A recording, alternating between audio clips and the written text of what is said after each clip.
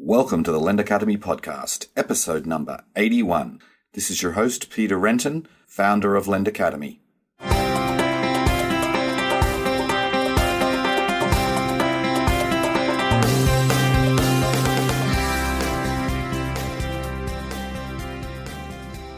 Today on the show, I am delighted to welcome Alan Shayanfekr.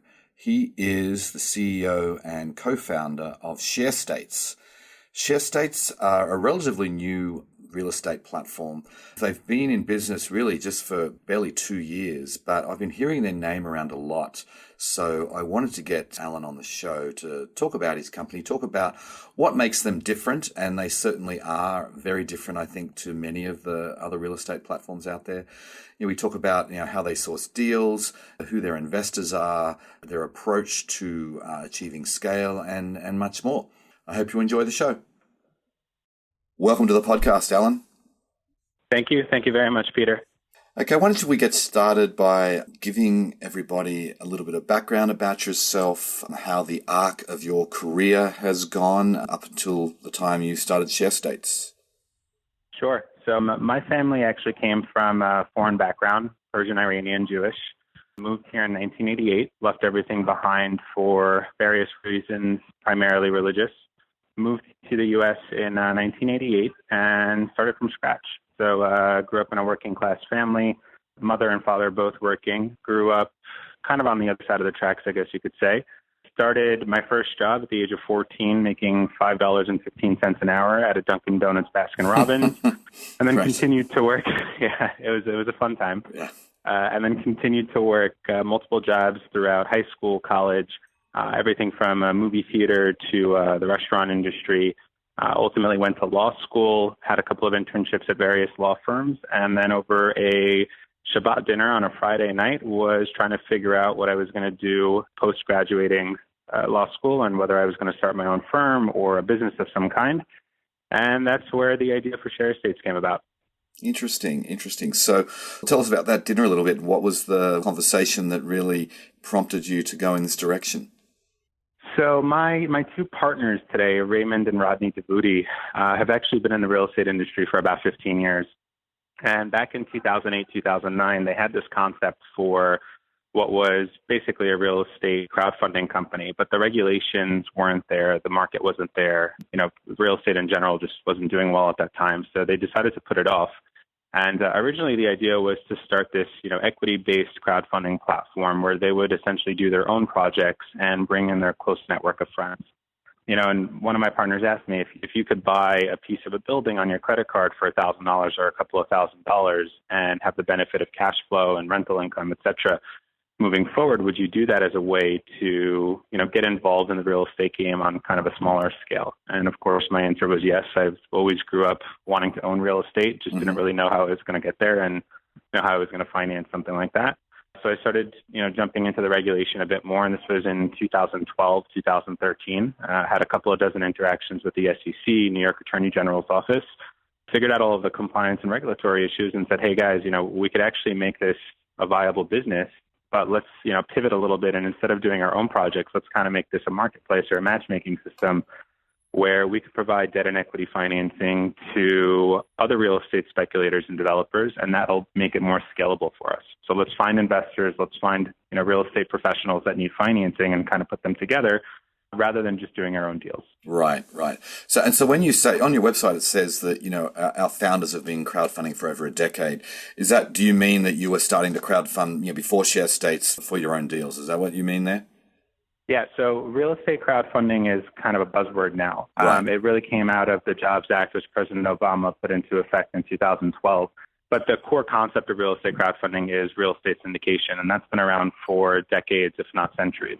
Right. So my partners have, been arranging debt and equity financing for various clients of theirs over the last 15 years, just inherently in their other real estate operations. So whether it was their title insurance clients, whether it was their own projects, et cetera, the core concept of bringing together a crowd of people, whether it was 5, 10, 15, 20, or otherwise, has been there for a long time. Right. The term crowdfunding is a buzzword now, and it's the process of taking that old school method online and making it more efficient and more cost effective. But, it's been there for as long as I can remember. Right, right. Okay. So then why don't you just, for the listeners, describe your company, what part of the market you're focused on and, how it works.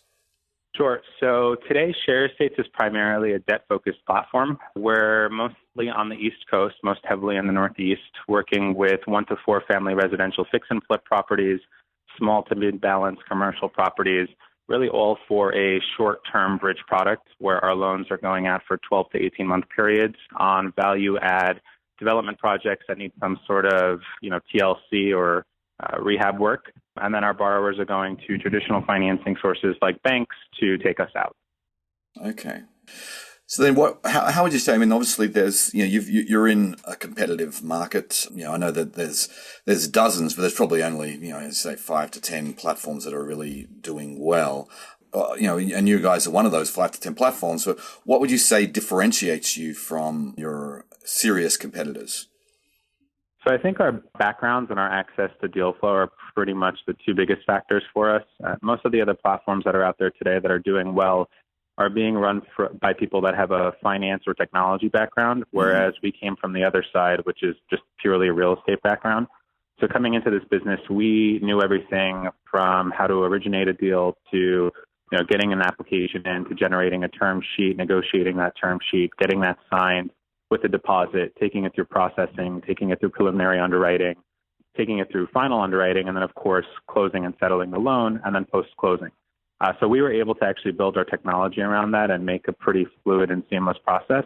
Whereas I think, what some of the other platforms experienced was, coming from a technology or a finance background, they built these beautiful platforms that were aesthetically very pleasing and functionally worked well, but they had to go back and kind of piecemeal add different things to it to kind of complete that A to Z process. And we just kind of had an advantage there. And aside from that, it's really just our general ability to generate deal flow. So we came into this industry with a book of business primarily from my partners, Ray and Rodney, who, got started doing their own real estate projects and eventually became a service company for speculators and developers, both on the title side as well as the syndication side. So, right off the bat, we had access to hundreds of millions of dollars worth of transactions that we could kind of cherry pick and then make available on our platform for both our accredited investors as well as our institutional investors. Right. I think that's so critical. I mean, deal flow is probably one of the major challenges, for all platforms really, whether it's, small business, real estate, or consumer. So can you just tell us a little bit about, as I know that you've got this company called the Atlantis organization, which your co-founders are also co-founders of that. And can you just tell us maybe a little bit about that and how you're able to, what kind of deals you cherry pick from? I presume that's what you're talking about as far as these deals coming from, and sure. how you're able to cherry pick. Sure. So Ray and Rodney actually started the Atlantis organization back in 2005. Prior to that, they were developers and speculators just like anybody else, doing fix and flips, some ground-up condo construction, some small multifamily buy and holds, that sort of stuff. And in 2005, when they started their title insurance company, they pretty much put everything they had into it. And for those that aren't familiar with title insurance, it's probably one of the most difficult businesses to scale and grow because everybody, and I really mean everybody, has a relationship. So you've got an uncle, a friend, a colleague, somebody that's in the title insurance world, and those people drive business to the title insurance companies. So really at the end of the day, for somebody to be able to scale that business, it's all about what auxiliary services can you provide? How can you go above and beyond just providing a title insurance policy? So they branded themselves as a suite of real estate solutions, and they called that the Atlantis organization. So it meant providing brokerage services, providing networking events, and connecting their clients with one another. Sometimes they'd have a client who sold an asset and had some capital to place, and another client that was looking for financing. And they would connect these guys without really monetizing it, but more so for business development. And ultimately, it allowed them to capture a pretty large market share. And because of the way they grew their business, about 50 to 60% of their client base ended up being speculator and developer business, who are the very people that need the type of financing that Sharestates provides today. Right. So, because we had that pipeline, we could then go in and we were able to see what the appetite from the investor community was. Are you looking for 1 to 4 family residential? Are you looking for mixed use? Are you looking for commercial or retail? And we could then approach existing clients of ours and say, hey guys, You've been dealing with us for over a decade. You love our service. You love, everything that we do for you. Well, now we can also provide this additional service, which is to provide you with your short-term financing. Mm-hmm. Got it. Now that makes perfect sense. So then are you saying that the bulk of your deals today are coming through Atlantis? So originally when we launched the platform, yes, a bulk of our deals were coming through Atlantis. Over the last year in 2016, we've made it a pretty heavy focus of ours to actually diversify our deal flow sources to a few different avenues. So we have a sales team now where, without giving away, our trade secrets, we have very targeted campaigns and plans, for how we go about generating deal flow. And I think the numbers kind of speak for themselves. Our full launch was in February of 2015. And really over the last year and a half or so, a little over a year and a half, we've managed to originate about $200 million worth of volume across almost 300 projects. Mm-hmm. And we're well on track to do probably more than double that in 2017. Okay. That's quite impressive. So can you just talk about then, you said you're mainly doing bridging or, short-term financing. Can you give us some idea of the loan term? Are these like 6 months, 12 months, 18 months? What is the range of interest rates you're offering as well? Sure. So the average loan that we issue is on a 12-month term with an option to extend for 6 months. I'd say the average life cycle of our loans today are probably about 9 to 10 months, and we've had maybe 25 loans or so actually take advantage of the extension clause. Mm-hmm. Our interest rates are typically between 9 and 12%. We're actually actively working on sourcing cheaper sources of capital. So within the next 60 days or so, we should be dropping our bottom line interest rates down to 7.5%. Okay, so then, and can you just tell us a little bit about then, you wrote your first loan in February 2015, is that correct? So we actually had our beta launch in July of 2014, and I think our first actual loan was written in November of 2014. But then our full launch was February of 2015, and that's when we really started to pick up speed. Right. So you would have had many loans that have gone through your system now. So can you give us, are all the loans in good standing? I mean, just describe sort of the health of your loan book. Sure. So of the 300 some odd loans we've done, about 50 of them have come full term and been paid off, totaling about 80 million plus in returned principal and interest. To date, we have zero loss of principal. We, of course, have had some loans go past due, in which case most of them have been worked out. And I think we've had a total of about 4 loans actually move into a true default or foreclosure status. We actually had to file foreclosure in, I think, 4 instances, 2 of which were worked out prior to the foreclosure action actually being completed. Those loans ended up being more lucrative between default interest rates, late fees, et cetera, than had the loan actually performed in ordinary course. Right. And the other 2 are currently ongoing, where we have, I believe, like a 40 to 50% loan to value ratio. So we're very well collateralized there, and we anticipate that those 2 loans will also work out prior to actually being foreclosed on. So we're in a healthy place. So what is the typical loan to value then of your deals? So across our entire platform, our loan to value ratio fluctuates between about 55 to 60%. Wow. That is pretty low. Okay, so let's talk about the other side of the platform. The investor side. Can you just describe who is actually investing in your loans today? And you mentioned another deal. I know you're not going to tell me who or what, but if you could just give us an idea of who is doing it today and who you're focusing on for the future. Yeah. So when we first launched our platform, our focus was almost entirely on the crowd. We realized pretty early on in that process that, the crowd being our accredited investors were ultimately our long-term goal. But in order to scale and gain legitimacy and basically, a healthy balance sheet that would make sure we're going to be around for the long term, that we would need to diversify with institutional capital as well. So in May of 2015, we brought on our first institutional investors. That was the Ranger Capital Group. Mm-hmm. They came in on the fractional investment side of our platform, which was amazing for us because that allowed us to basically match individual accredited investors and that institution together, allowing them to invest in the same deal flow side by side and ultimately issue loans to our borrowers. And since then, we've gone on to bring on about 8 different institutions, some of which we've disclosed, some of which were under confidentiality agreements and we can't disclose. But we've totaled about $1.25 billion in total capital commitments. So moving into 2017, we have a ton of funding, and it's just a matter of growing our originations in a scalable and responsible way. We don't want to sacrifice any of our underwriting criteria and loan criteria in order to just grow for the sake of growing. So we are taking a very methodical approach to that. And I'd say today about 80% of our overall capital is institutional and 20% is accredited investor crowd.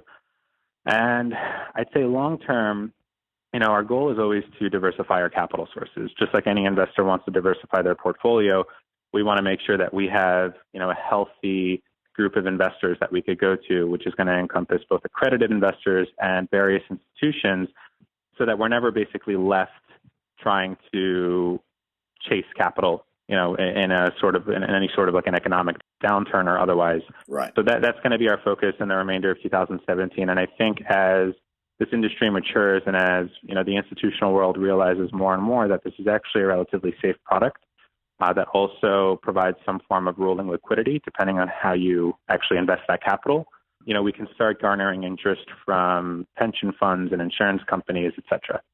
That makes sense. So, but it seems like if you go to the homepage of your website, which I'm on right now, it seems like you're obviously, at least online anyway, you're focusing on individual investors because, you say invest in real estate with as little as $1,000. That's clearly an individual investor place. So the individual investor, at least from your outreach online, sounds like you're still very much focused on the individual.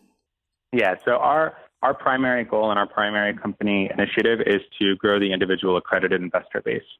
Going back to what I said earlier, we realized that the best way to do that would be to build a very healthy company that people would know would be around for the long term. So it's a difference of, as an individual investor, do you want to invest in a company that has issued, maybe $10 or $20 million in loans, might not have a great balance sheet, you don't know if they're going to be around long term, what happens if that company goes belly up, who's going to service my loan, et cetera?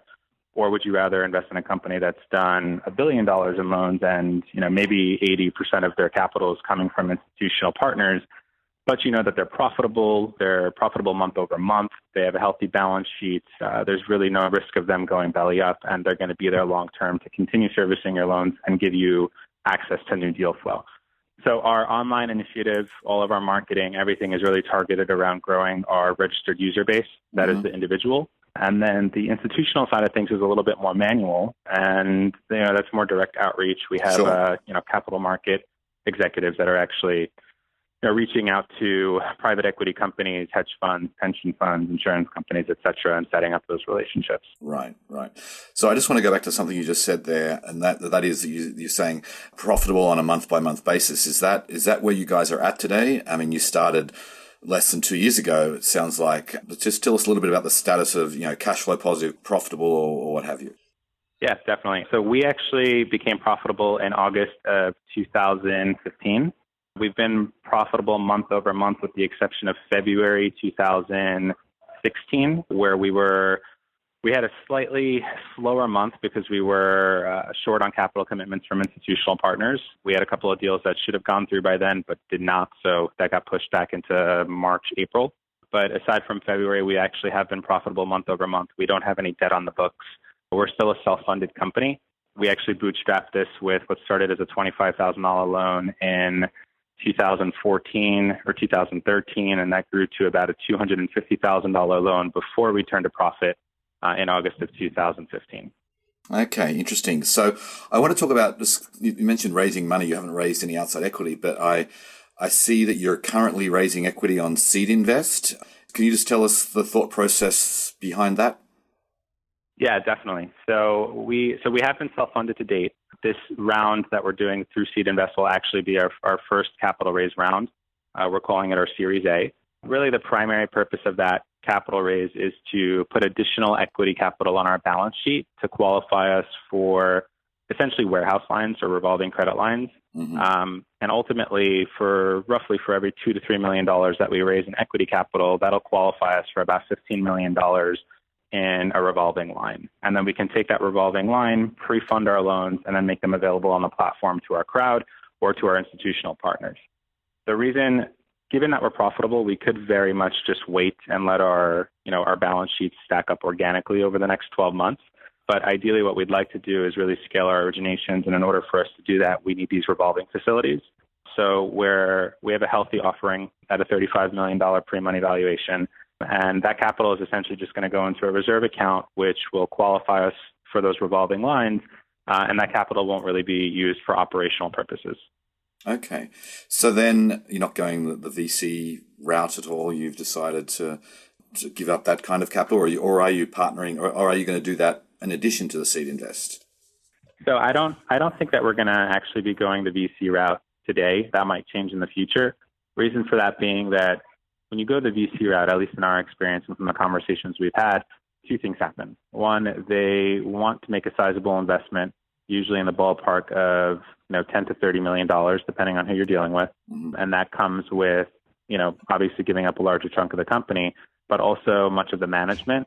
And ultimately, we don't want to end up in a situation where we have a VC that's forcing us to grow because VCs are obviously looking for those crazy multiples. They want to invest in a technology company that they're going to get a 200 or 300 times multiple on 3 years from now or 4 years from now, whatever that might be.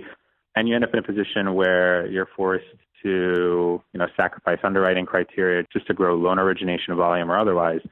And we just wanted to maintain control. So we figured going with this smaller path, which kind of fulfills our immediate need, which is to just have that equity capital for our revolving lines, also gives us the benefit of maintaining control and allowing us to do what we've been doing since day one, which is methodically grow the company, make sure that we're retaining control, make sure that the wheels aren't falling off the bus, so to speak, and that we have a healthy operating company that is going to be around for the long term.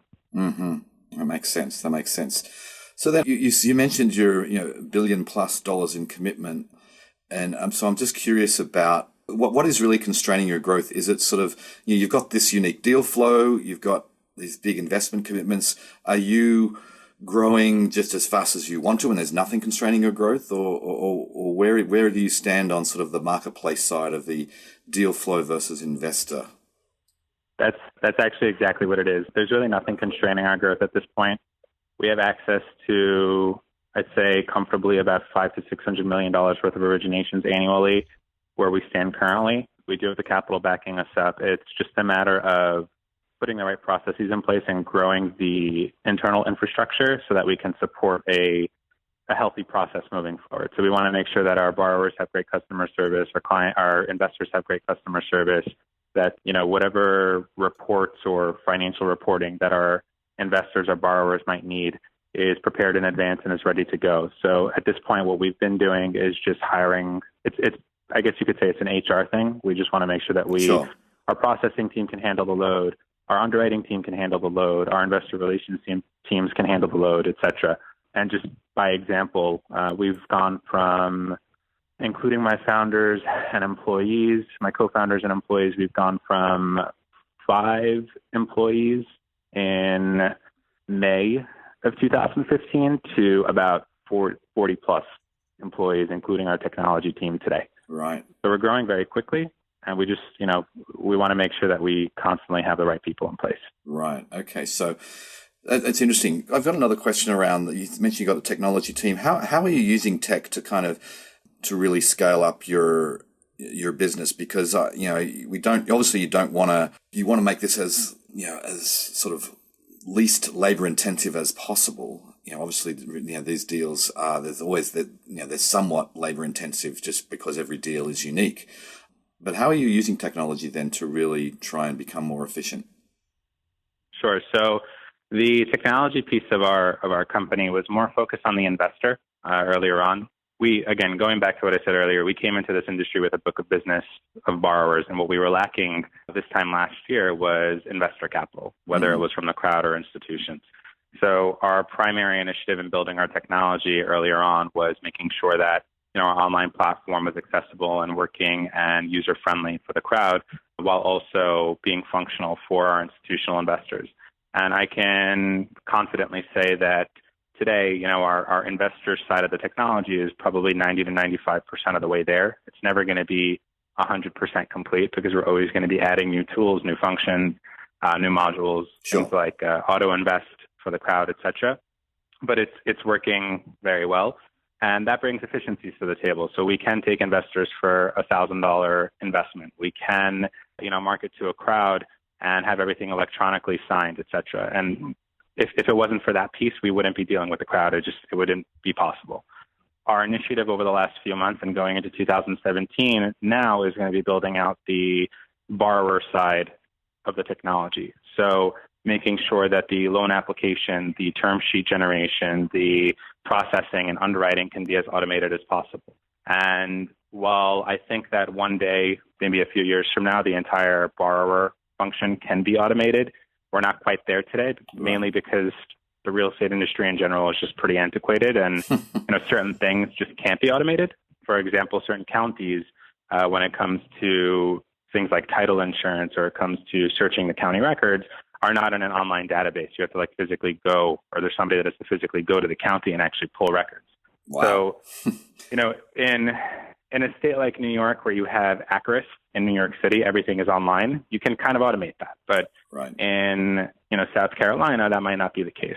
So, as the real estate industry catches up from a technology standpoint, we'll keep automating more and more of that. And our goal is, maybe sometime by 2020, we could have an almost automated process, but it's really going to depend on a lot of moving parts. Right. Understood.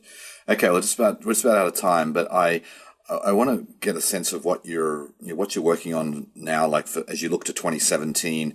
Is it geographic expansion? I mean, what are the sort of your big goals for the next 12 months?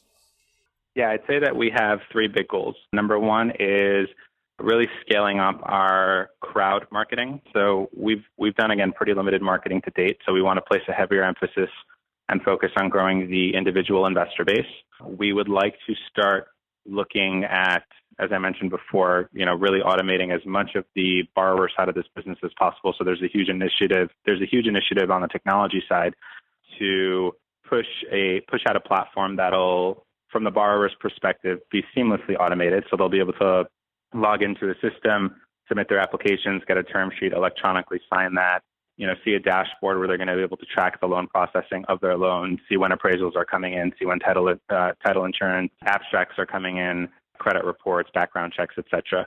And I'd say our third initiative is going to be geographic expansion. So today we're in 8 states, and I'd like to be in at least 5 to 6 more new states at some point through 2017. Right. Okay, great. Well, on that note, I'll have to let you go, but I really appreciate you coming on the podcast today, Alan. Awesome. Thank you very much. I appreciate it. Okay, see ya. Take care. Today, we live in a very competitive market, whether you're talking consumer lending, small business lending, real estate, which online real estate is, I think, probably the most competitive of all. And to me, it's refreshing and quite astounding in some ways to talk with a company that has gone from being founded to really being cash flow positive and profitable in less than 12 months. And I think it's so important for all companies today with, VCs are no longer throwing money around like they were a couple of years ago. And I know that valuations are down in many industries and for many companies. And so having a path to profitability, I think, is so critical today. And I'd like to see more platforms, particularly if you're a newer platform, really focusing on that, because that gives you options. It gives you options to grow the business the way you want, and really it allows you to be self-sustaining, which I think there's a lot of companies in this industry that would love to be there right now. Anyway, on that note, I will sign off. I very much appreciate you listening, and I'll catch you next time. Bye.